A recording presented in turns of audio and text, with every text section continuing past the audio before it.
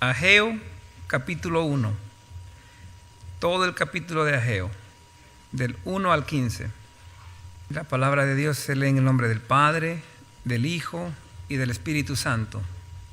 Exhortación a edificar el templo. En el año segundo del rey Darío, en el mes sexto, en el primer día del mes, vino palabra de Jehová por medio del profeta Ageo a Zorobabel, hijo de Salatiel, gobernador de Judá, y a Josué, hijo de Josadac, sumo sacerdote, diciendo: Así ha dicho Jehová de los ejércitos, diciendo: Este pueblo dice, no ha llegado aún el tiempo de la casa de Jehová sea reedificada. Entonces vino palabra de Jehová por medio del profeta Ageo, diciendo: ¿Es para vosotros tiempo, para vosotros de habitar en vuestras casas artesonadas, y esta casa está desierta? Pues así ha dicho Jehová de los ejércitos: meditad bien sobre vuestros caminos. Sembráis mucho y recogéis poco. Coméis y no os saciáis. Bebéis y no quedáis satisfechos. Os vestí y no os calentáis. Y el que trabaja a jornal recibe su jornal en saco roto. Así ha dicho Jehová de los ejércitos: meditad sobre vuestros caminos. Subid al monte y traed madera y rectificad la casa, y pondré en ella mi voluntad y seré glorificado, ha dicho Jehová. Buscáis mucho y halláis poco, y encerráis en casa y yo lo disiparé en un soplo. ¿Por qué? Dice Jehová de los ejércitos: por cuanto mi casa está desierta y cada uno de vosotros corre a su propia casa. Por eso se detuvo de los cielos sobre vosotros la lluvia, y la tierra detuvo sus frutos. Y llamé la sequía sobre esta tierra, y sobre los montes, sobre el trigo, sobre el vino, sobre el aceite, sobre todo lo que la tierra produce, sobre los hombres y sobre las bestias, y sobre todo trabajo de manos. Y oyó Zorobabel, hijo de Salatiel, y Josué, hijo de Josadac, sumo sacerdote, y todo el resto del pueblo, la voz de Jehová su Dios, y la palabra del profeta Ageo, como la había enviado Jehová su Dios. Y temió el pueblo delante de Jehová. Entonces Ageo, enviado de Jehová, habló por mandato de Jehová al pueblo diciendo: Yo estoy con vosotros, dice Jehová. Despertó Jehová el espíritu de Zorobabel, hijo de Salatiel, gobernador de Judá, y el espíritu de Josué, hijo de Josadac, sumo sacerdote, y el espíritu de todo el resto del pueblo. Y vinieron y trabajaron en la casa de Jehová de los ejércitos, su Dios, en el día 24 del mes sexto, en el segundo año del rey Darío. Gracias a Dios por su palabra. Señor, te damos gracias por tu palabra, porque tu palabra, Señor, nos llena. Y pedimos, Señor, de que en esta tarde, en esta mañana, ya casi tarde, Señor, que abramos nuestros corazones, que abra yo mi corazón, Señor, para poder permitir que tu palabra, Señor, entre en mí, Señor. Gracias, Padre. Te alabo, te bendigo y permite, Señor, de que esta meditación, esta palabra tenga efecto en mi vida y en la vida de mis hermanos. Que salgamos de aquí todos bendecidos y que salgamos, Señor, contentos, alegres, Señor, sabiendo de que hemos recibido pan de vida, Señor. Gracias, Padre. En el nombre de nuestro Señor Jesús, te damos las gracias. Amén.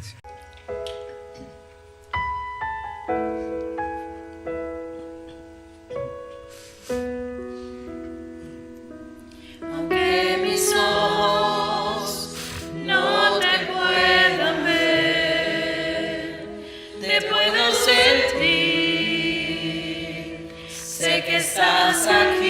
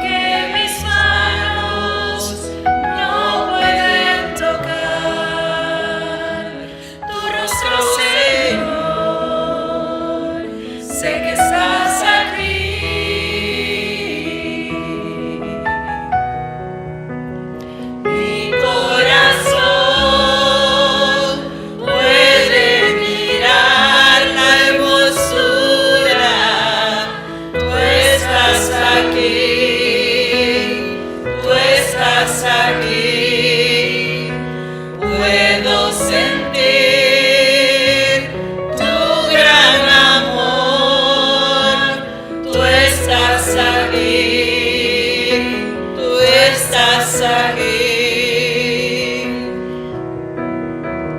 Mi corazón puede mirar tu hermosura. Tú estás aquí, tú estás aquí. Puedo sentir tu gran amor. Tú estás aquí, tú estás aquí. Mi corazón puede mirar tu hermosura. Tú estás aquí, tú estás aquí. Puedo sentir tu gran amor. Tú estás aquí, tú estás aquí.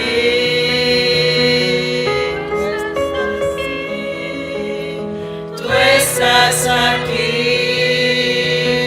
tú estás aquí, tú estás aquí.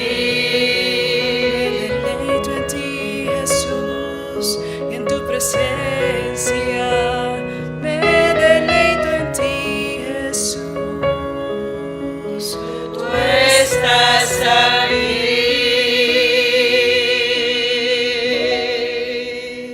El Señor está aquí. Porque donde están dos o más reunidos, dice su palabra, reunidos en mi nombre, yo estoy en medio de ellos, dice la palabra. Medita en los caminos que caminas. Medita en ellos. Padre, suplicamos, oh Padre, que sea tu Santo Espíritu el que hable a nuestros corazones y que sea tu Santo Espíritu el que nos dirija a vivir la vida que tú deseas que vivamos. En el bendito nombre de Jesucristo el Señor, suplicamos estas cosas, Padre. Amén. Sí. Jehová el Señor mostró su poder en Egipto para liberar así de esa manera a su pueblo. Y claro, él esperaba que su pueblo se encamine y salga de Egipto, donde estaba el pueblo esclavo. Después, el mismo Señor abrió el mar Rojo. Él esperaba que tanto Moisés como el pueblo crucen el Mar Rojo. Años más tarde, el mismo Señor partió en dos, o mejor dicho, detuvo las aguas que venían desde un lado del río Jordán y todo quedó en seco. Y él esperaba que tanto Josué como el pueblo cruzaran el río Jordán rumbo a la tierra prometida que él les había prometido años atrás. El Señor verdaderamente te ha dado una vida nueva a ti, ¿no es cierto? Y por eso estás aquí y buscas del Señor y guías a tus hijos y crías a tus hijos en los caminos del Señor. Él espera que tú vivas esa vida, que sea agradable a Él. Lo que quiero decir con estas palabras es que siempre hay algo básico que nosotros debemos de hacer. El Señor nos muestra el camino y nosotros debemos de caminar. O un ejemplo, ¿no es cierto? El Señor, ¿a quién no le gusta comer? Comida deliciosa. ¿Y quién no tiene un plato favorito que le gusta comer? Además de las pupusas, ¿no? ¿A quién? Seguramente usted dice, a mí me gusta esto y este otro. Bueno, El Señor le ha dado los ingredientes para esa comida. ¿Qué tiene usted que hacer? Preparar la comida y comer esa deliciosa comida, ¿no es cierto? El Señor quiere y desea que nosotros hagamos esas cosas básicas que nosotros debemos de hacer. Sí, debemos esperar la voluntad de Dios, por supuesto, en todas las circunstancias, en todo momento, debemos de esperar la voluntad del Señor, por supuesto. Y si usted es un buen cristiano, pone en oración lo que usted desea hacer, lo que en su mente ha venido y quiere hacerlo, esperando que el Señor le guíe. Pero en ese guiar del Señor también hay cosas básicas que usted tiene que hacer. Si usted quiere viajar, ¿no es cierto? Y tiene el dinero, ¿qué es lo que usted tiene que hacer? Pues tiene que ir a comprar el boleto para irse a donde usted desea ir. Cosas básicas. Y el Señor quiere que eso sea lo que hagamos. Miren, en el libro de Segunda de Crónicas termina con el decreto del rey Ciro. ¿Para qué? El decreto del rey Ciro, capítulo 36 de Segunda de Crónicas, versículo 22. El decreto de Ciro para que el pueblo baje a Jerusalén y construya el templo. Y dice la palabra, mas al primer año de Ciro, rey de los persas, para que se cumpliese la palabra de Jehová por boca de Jeremías, Jehová despertó el espíritu de Ciro, rey de los persas, el cual hizo pregonar de palabra y también por escrito por todo su reino, diciendo: así dice Ciro, rey de los persas: Jehová, el Dios de los cielos, me ha dado todos los reinos de la tierra, y él me ha dado que le edifique casa en Jerusalén, que está en Judá. Quien haya en vosotros de todo su pueblo, sea Jehová su Dios con él, y suba. No fue algo que Ciro se le ocurrió hacerlo, sino Jehová despertó el espíritu de Ciro, dice. Y miren, entonces, el siguiente libro, que es el libro de Esdras, capítulo 1, comienza exactamente donde terminó Segunda de Crónicas. Y Segunda de Crónicas terminó ¿con qué? Con el decreto de Ciro. Y aquí dice el decreto de Ciro, capítulo 1, versículo 1 en adelante. Y ahí, digamos, en el versículo dice,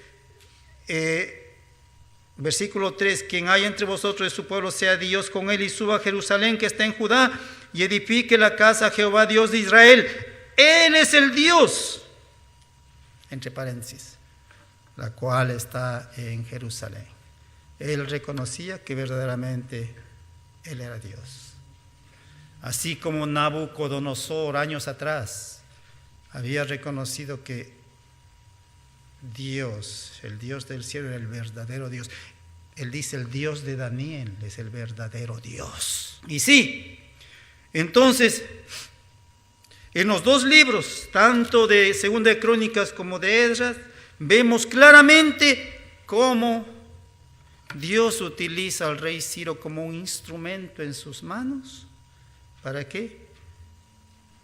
Para que, en este caso, el templo de Jerusalén sea reconstruido. Recuerden que Salomón construyó ese templo.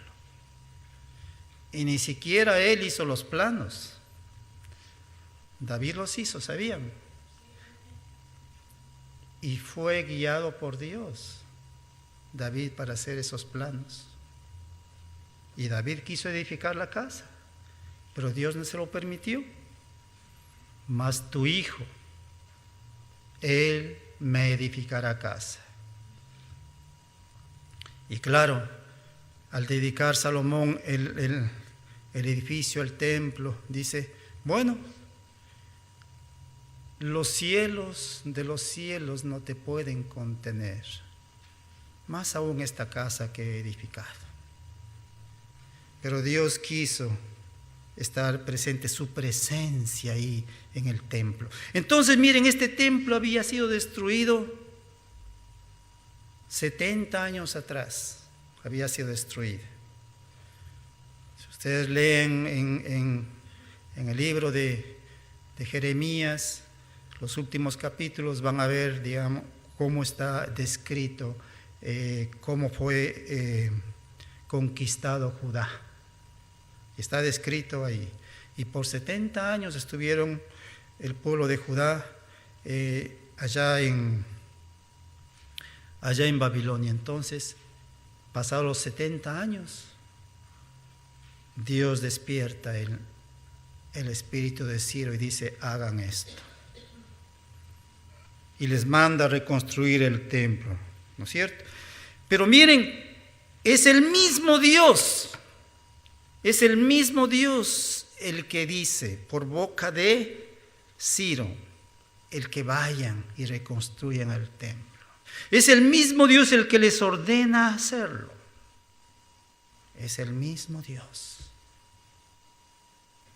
Y claro, el pueblo obedientemente regresa. Dice que regresó, los que volvieron con Zorobabel, está en el capítulo 2 del libro de Esdras. Y el pueblo que retornó a Jerusalén a cumplir con la voluntad de Dios fue de aproximadamente 50,000 personas.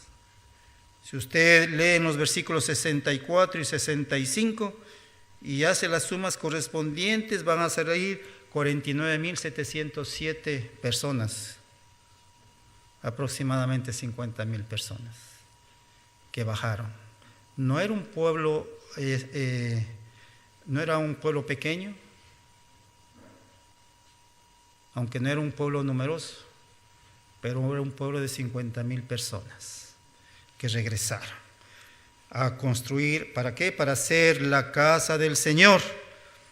Allá está en el capítulo, como dije, capítulo 2, versículos 64 y 65. Pero en el capítulo 3 principian a hacer la obra. Vemos como el pueblo comienza con mucho gozo, con mucha alegría. Dice primero a edificar el altar. El capítulo 3 dice el título: restauración del altar y del culto. Y principian a hacerlo. Y después, colocación de los cimientos del templo. Allá en los versículos 12 y 13 dice, y en el 11, y cantaban alabando y dando gracias a Jehová y diciendo: porque Él es bueno, porque para siempre es su misericordia sobre Israel. Y todo el pueblo aclamaba con gran júbilo, alabando a Jehová, porque se echaban los cimientos de la casa de Jehová. Y muchos de los sacerdotes, de los levitas y de los jefes de casas paternas, ancianos que habían visto la casa primera, viendo echar los cimientos de esta casa, lloraban en alta voz, mientras muchos otros daban grandes gritos de alegría. Miren, el templo de Jerusalén era una parte integral de la vida del pueblo de Israel. Era algo de ellos, propio de ellos, parte de la vida de ellos. Y he ahí la alegría, el gozo, el llanto. No lloraban de tristeza, sino de alegría. Porque nuevamente eso que era parte integral de sus vidas iba a ser reedificado. Nuevamente. Y seguramente estas personas que principiaron la obra y que habían escuchado el decreto del rey Ciro, al escuchar sus palabras, algunos de ellos, no sé cuántos, confiaban verdaderamente que esa era palabra de Dios. Y por eso decidieron ir en un grupo de 50,000. Pero Recordemos que somos humanos. Y claro, el humano, nosotros como hombres que somos parte de esta humanidad caída, nosotros flaqueamos. Nosotros cambiamos de parecer. Allá en el altar, cuando se casa una pareja, yo te prometo amarte hasta que la muerte nos separe. Pero no son palabras. Algunos sí son palabras verdaderamente que cumplen ese compromiso. Otros no. Hasta que el primer disgusto nos separe. O hasta que el dinero nos separe. Lamentablemente nosotros somos humanos. Y miren qué es lo que dice acá. Los adversarios detienen ahora, capítulo 4. Oyendo los enemigos de Judá y de Benjamín que los venidos de la cautividad edificaban el templo de Jehová Dios de Israel. Y bueno, si siguen leyendo, van ustedes a ver cómo ellos principiaron a hacer muchas cosas para detener la obra. Y claro, a menos que la persona esté bien cimentado en los caminos del Señor, va a poder resistir esos embates que la vida les da. Que el enemigo, las trabas que el enemigo le pone. Entonces, ¿qué pasa? El pueblo, cuando las dificultades vinieron por culpa de sus adversarios, acá en el capítulo 4, versículos 23 y 24, entonces cuando la copia de la carta del rey Artajerjes fue leída delante de Rehum y Simsai, secretarios y sus compañeros, fueron apresuradamente a Jerusalén a los judíos y les hicieron cesar con poder y violencia. Entonces cesó la obra de la casa de Dios que estaba en Jerusalén y quedó suspendida hasta el año segundo del reinado de Darío, rey de Persia. No fue hasta el segundo año del rey Ciro. Terminó el reinado del rey Ciro, vino el rey Artajerjes y ahora estaba el rey Darío. Miren, detuvieron la obra, pero no fue orden del Dios del cielo que les dijo ir y construir la obra. No fue una orden de Dios que el dueño de todas las cosas, el dueño del universo, que dio la orden. Y claro, miren, ellos, por supuesto, dejaron de reconstruir el templo, aduciendo que el mismo Dios les estaba diciendo que dejen de construir. ¿Por qué? Porque había dificultades. Ellos entendieron que Dios les estaba hablando de esa manera. Ellos pusieron atención a las dificultades para decir que era la voz de Dios. Y Dios en el capítulo 5 tuvo que enviar a otros profetas para hacerles entrar en razón. Y estos profetas son Ageo y Zacarías. Allá en el capítulo 5 lo menciona. Entonces miren, Ageo, que ya estaba anciano, Zacarías y Esdras son contemporáneos. Entonces miren, lo que habla allá en el libro de Ageo está relacionado con esto, con la construcción del templo. Entonces miren, vayamos al libro de Ageo. El libro de Ageo está allá antes de Zacarías, por supuesto, y después de Sofonías. Y ahí está. Recordemos que leímos que en el año segundo del rey Darío estaba pasando estas cosas, ¿no? Y aquí es lo que dice.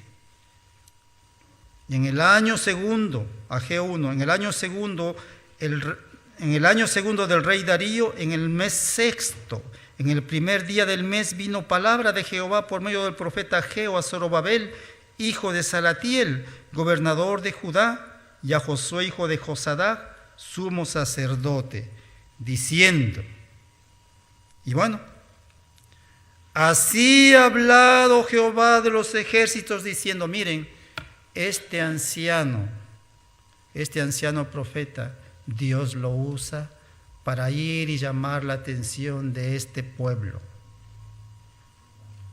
que se había dejado amedrentar por las circunstancias en que se encontraba.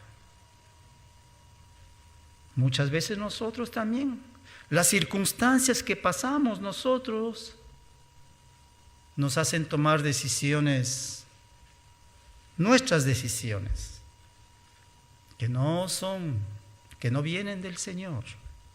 Y claro, en esas decisiones que nosotros tomamos, porque son nuestras, no nos va a ir bien.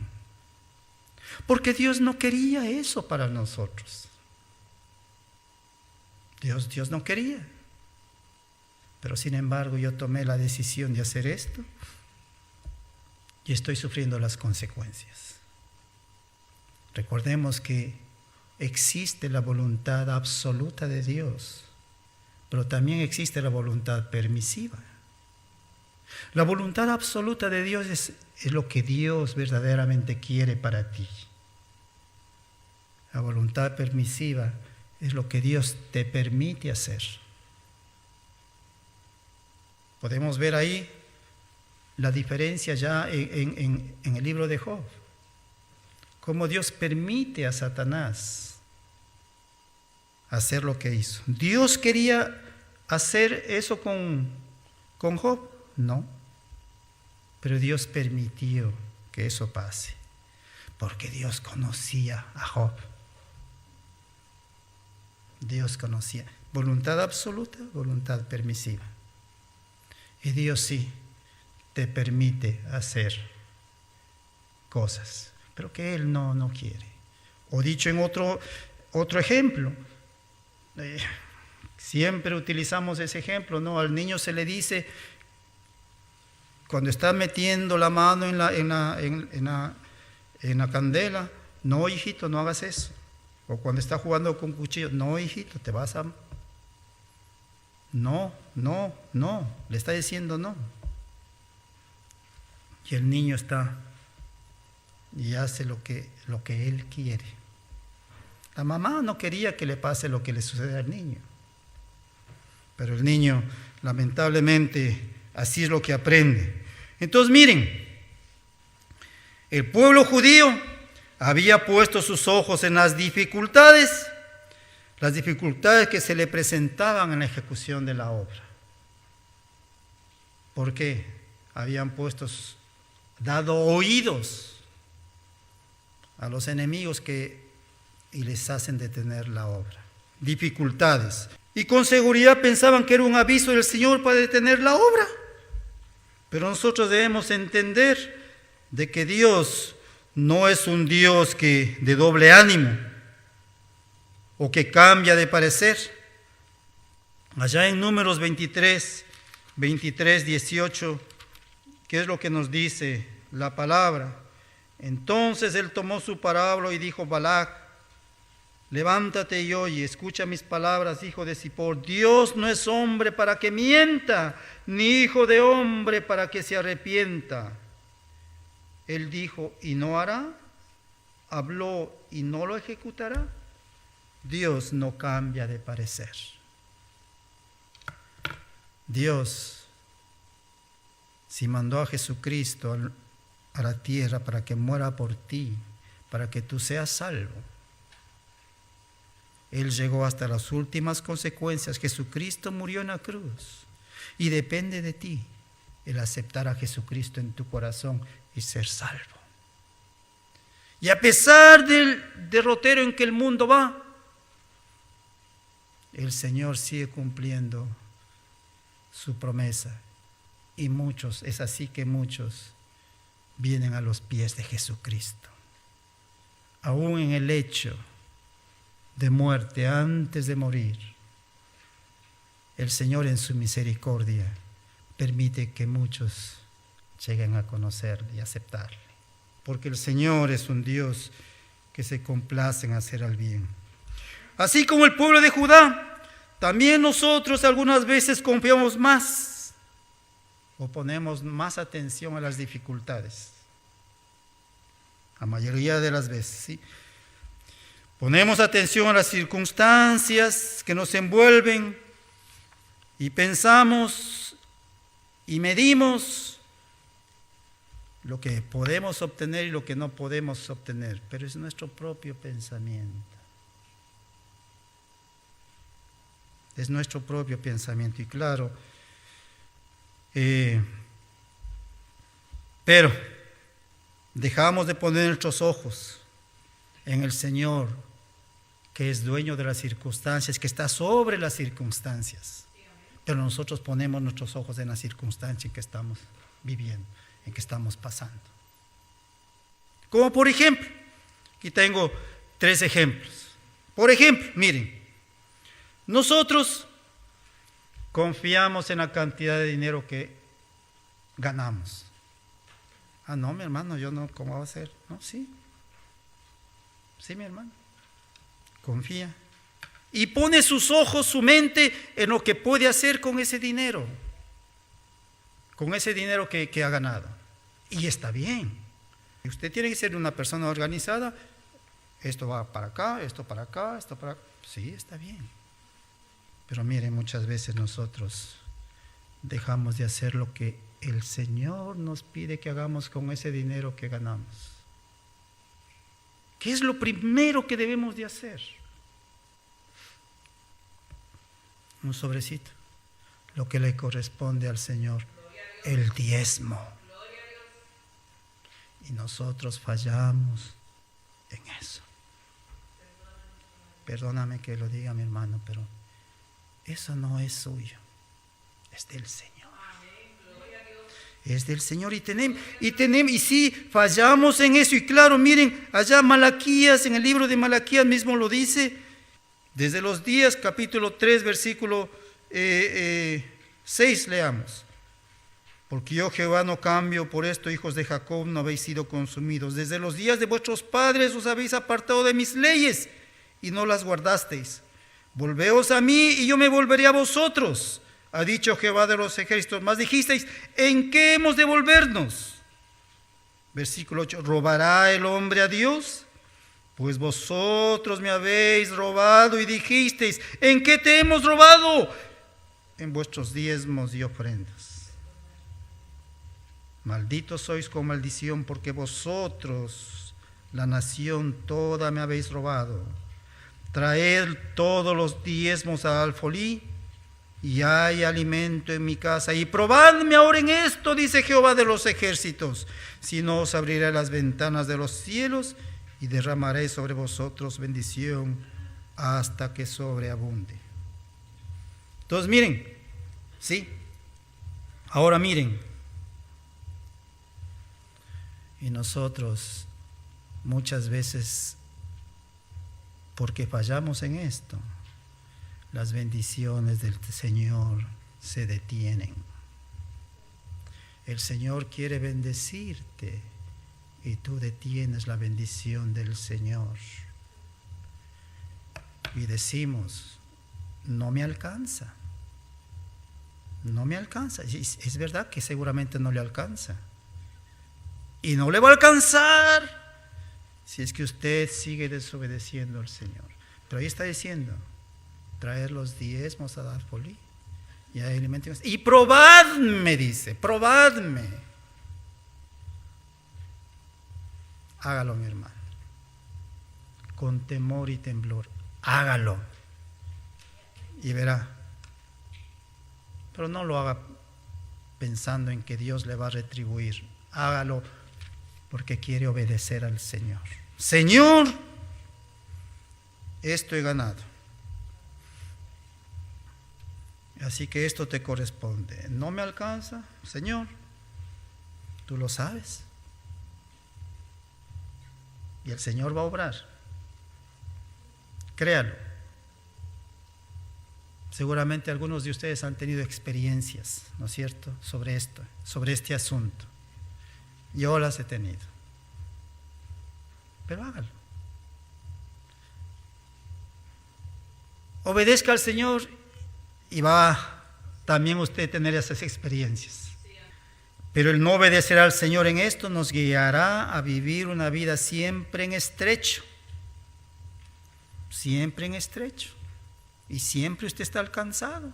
Y siempre, y sus tarjetas se van inflando, se van inflando, se van inflando. Y yo le pongo a mi tarjeta y ya se acabó. No, mi hermano. Usted no tiene que vivir con el dinero plástico. No. Es necesario, sí, pero a fin de mes pague. Y estése libre de deudas. Un cristiano no debería estar. Bueno, pero miren, ¿qué dijo Jesús? Mas buscad primeramente el reino de Dios y su justicia.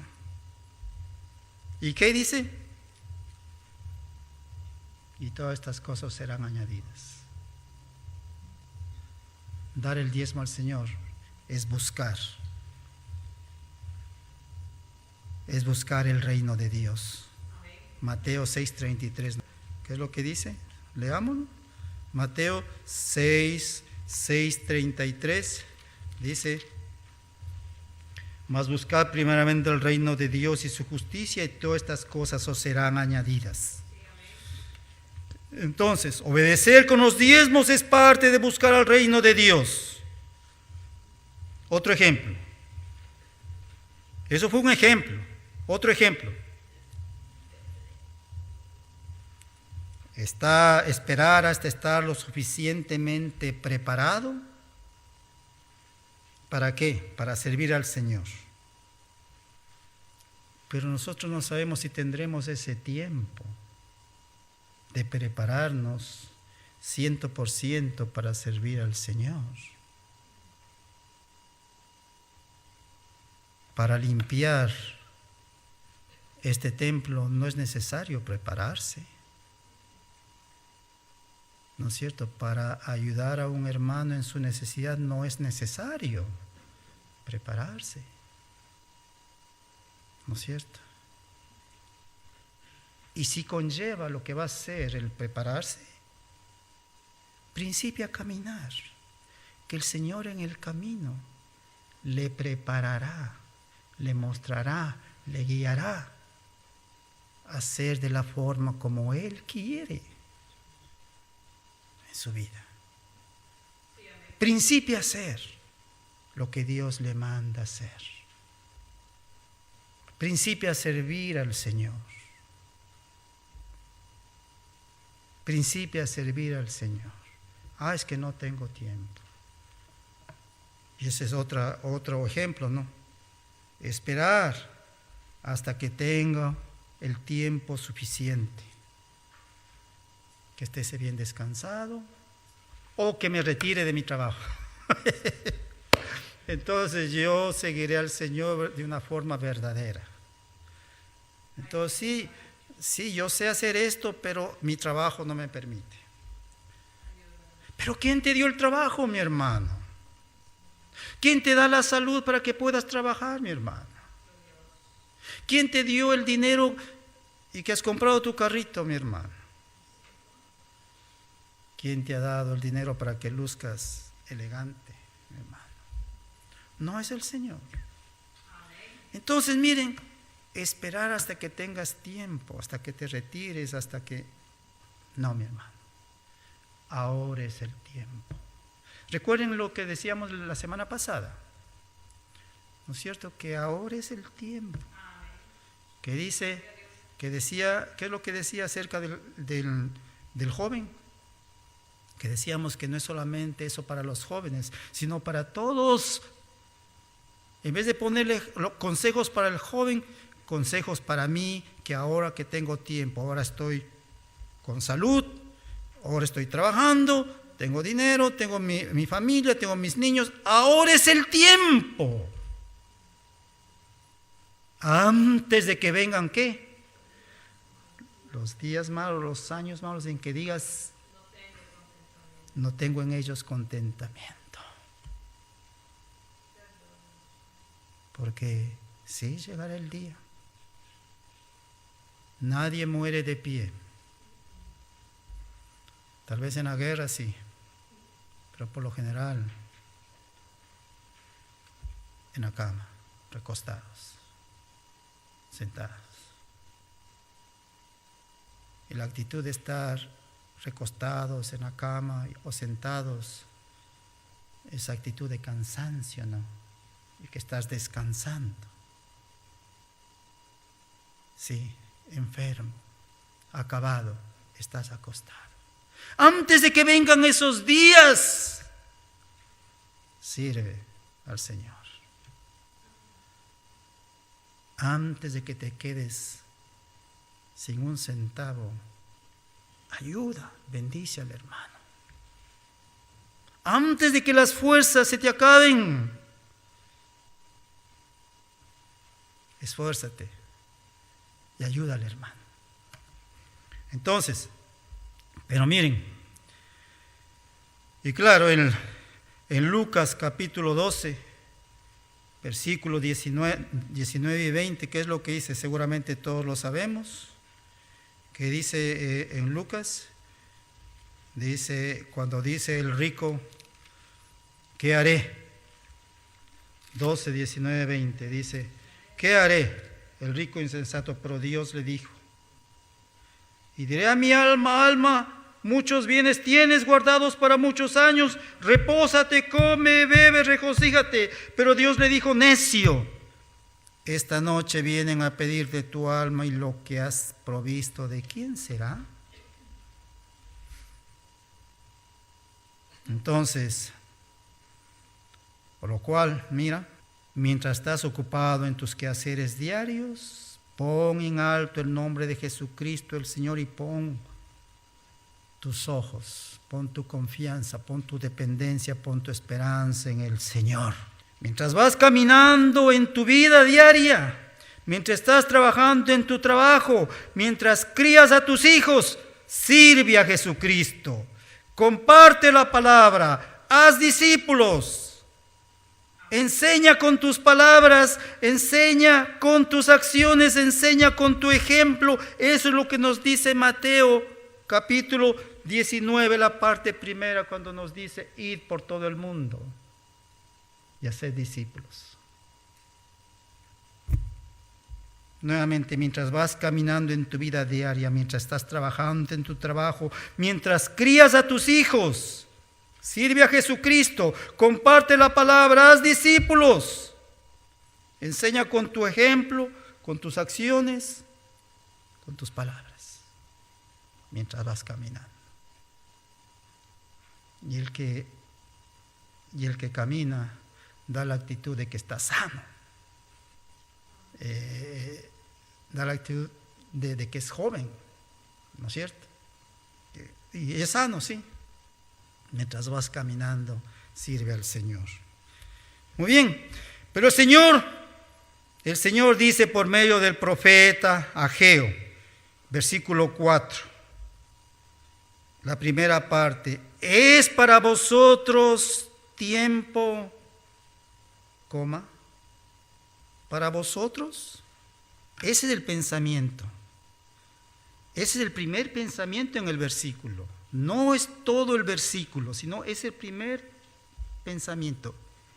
¿Qué es lo que dice? Es para vosotros tiempo, para vosotros. Esa pregunta tiene 3 preguntas, ese versículo. Y la primera pregunta ¿es para vosotros tiempo para vosotros? Porque el buscar excusas para servir al Señor en cualquier área de tu vida es tratar de vivir a tus propias expensas. Porque Buscar excusas para seguir al Señor es rechazar al Señor y no querer que Jesucristo reine en tu vida. Buscar excusas. No tengo tiempo, no tengo dinero, no tengo esto, no tengo... La palabra no. Cuando la palabra no, la única vez que tiene que interponerse es no quiero hacer el mal. No quiero hacer el mal. Quite esa palabra no. No tengo tiempo. Y póngale, bueno, sí tengo un poquito de tiempo. Sí lo voy a hacer. Sí. Entonces, pero vivir de esa forma nos conducirá tarde o temprano al fracaso. Vivir de la forma cuando yo vivo mi propio tiempo para mí mismo, me llevará al fracaso, al desastre. Y el Señor no desea el mal para nadie. Él desea guiarnos a hacer su voluntad. Para que nos vaya bien, el Señor quiere que nos vaya bien. ¿Recuerdan el versículo que leímos la semana pasada? Isaías capítulo 3. Decirle al justo que le irá bien. ¿Recuerdan que hablamos sobre eso? Ay del impío, que dice, mal le irá. Y dijimos lo que quiere decir pío e impío. Impío es lo contrario de pío. Pío es una persona piadosa, que busca del Señor, que busca hacer su voluntad. Una persona pía. Impío es alguien que no hace eso. Entonces, pero nosotros relacionamos impíos solamente los que no conocen al Señor Jesús. No, mi hermano. Entonces, miren, y continúa diciendo, en el versículo 4, ya dijimos, es para vosotros tiempo para vosotros de habitar en vuestras casas artesonadas. Y cuando dice casas artesonadas, quiere decir que ellos se preocuparon de hacerse unas casas muy bonitas. ¿Y quién no quiere tener una casa muy bonita? ¿No es cierto? Las hermanas, por supuesto, quieren arreglar muy bien y está bien, quieren arreglar sus casitas bien. Todo ese nítido, bonito, ¿no? Eso está bien. Pero ellos habían ocupado el tiempo en esas cosas artesonadas, poner que luzca muy bonita. Cuando recuerden que el mandato del Señor había sido ¿qué? Que vayan y hacer que edifiquen el templo. Esa era la primera obra que tenían que hacer. Pero como vieron las dificultades, ay, bueno, ahí que quede. Pero mientras tanto, estaban haciendo sus casas, ocupándose de sus casas, ¿no es cierto? Entonces, ¿es tiempo para vivir como tú quieres? ¿Es tiempo de decidir hacer como tú quieres y lo que tú quieras? ¿Es tiempo de buscar egoístamente lo que es bueno para ti? ¿Es tiempo de pensar tan solo en ti? ¿Saben qué? Muchos cristianos, y yo he escuchado personas, no es que me han dicho, yo he escuchado a personas que han dicho que somos hijos del rey, y claro, sí somos hijos del rey, y por eso que nos merecemos todo. Así que venga, esto, yo me merezco todo, sí, porque soy hijo del rey. Sí, es verdad que somos hijos del rey, pero no está en nosotros el buscar esas cosas, el desear esas cosas. No debería estar en el cristiano el buscar y el desear esas cosas. Sí, soy hijo del rey, por lo tanto me comportaré como tal, como un hijo del rey. No buscando, sí, lo que los hijos de los reyes buscan. Esto, venga, no. Me voy a comportar como un hijo del rey que soy, de la mejor forma. Y daré ese ejemplo, porque el Señor mismo será el que me concederá las peticiones de mi corazón, ¿no es cierto? Salmos 37, 4, dice, deleítate en Jehová y Él te concederá. Deleítate a sí mismo en Jehová, 37:4, y Él te concederá las peticiones de tu corazón. El Señor Jehová te concederá. No es que tú, como eres hijo del rey, me merezco. No. Vivamos como hijos del rey, pero verdaderamente. Entonces, y sigue diciendo, la última parte del versículo 4, ¿y esta casa está desierta? ¿Y esta casa está desierta? Principia así, ¿es para vosotros tiempo para vosotros de habitar en vuestras casas artesonadas, y esta casa está desierta? El llamado del Señor para hacer algo nunca será de acuerdo a ti, de acuerdo a tu tiempo, sino de acuerdo al tiempo del Señor. Y nosotros debemos estar listos para obedecerle, pero podremos obedecer al Señor tan solo si nuestros ojos están puestos en el Señor. Caso contrario, no va a pasar nada. Busque diariamente del Señor. Venga delante de su presencia, delante del Señor. Derrame sus lágrimas, y esas lágrimas tienen que ser derramadas, pero pídale al Señor que Él le guíe diariamente, y Él será el que le guiará por las sendas correctas. Hágalo de esa forma, mi hermano.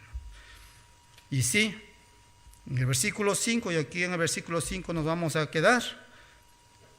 El Señor, después de confrontar al pueblo con ellos mismos y con la actitud que ellos habían tomado, ¿no es cierto? Que habían dicho, sí, no es tiempo que el Señor quiera, dice que debemos continuar con el templo, edificando. No, hay problemas. Entonces les llama la atención. Y le dice, miren,